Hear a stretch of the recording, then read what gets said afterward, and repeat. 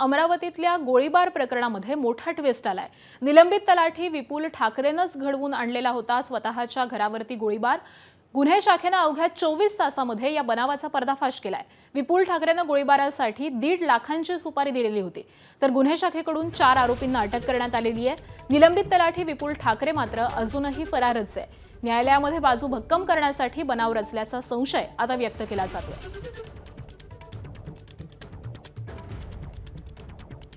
तर काही दिवसांपूर्वी अमरावतीमध्ये गोळीबाराची घटना घडलेली होती। गोळीबार प्रकरणामध्ये आता मोठा ट्विस्ट आलेला आहे। निलंबित तलाठी विपुल ठाकरे याच्या घराबाहेर हा गोळीबार झालेला होता आणि विपुल ठाकरेनंच हा गोळीबार घडवून आणलेला आहे अशी माहिती सध्या समोर येते।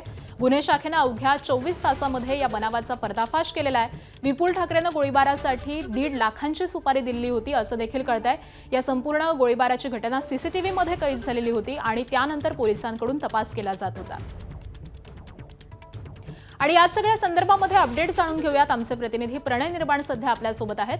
प्रणय, अमरावतीमधल्या या गोळीबारामध्ये एक मोठा ट्विस्ट आलाय। विपुल ठाकरेनं स्वतःच सुपारी दिलेली होती आपल्या घरावरती गोळीबार करण्यासाठी। काय नेमकं प्रकरण आहे आणि त्याच्यावरती नेमका कोणता गुन्हा दाखल आहे?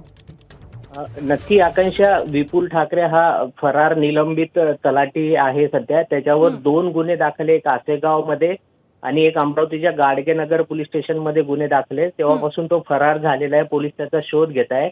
न्यायालयामध्ये आपली बाजू मजबूत करण्यासाठी विपुल ठाकरे यांनी हा बनाव रचला असा पोलिसांना संशय आहे। त्यामुळे त्यांनी 2 अज्ञातांना पैसे 1.5 लाखाची सुपारी देऊन आपल्या घरावर हल्ला करून घेतलेला आहे। आणि या प्रकरणी पोलिसांनी तातडीने जवळपास 100 सीसीटीव्ही तपासले आणि त्यानंतर ज्यांनी हा गोळीबार केला असे ते बादशाह सिंग टाक आणि अजय भोसले या दोघांना पोलिसांनी अटक केली।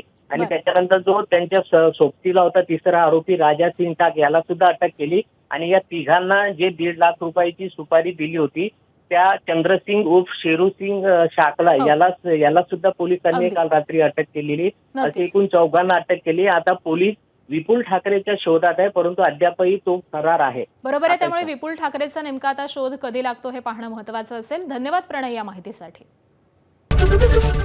एबीपी माझा, उघडा डोळे बघा नीट।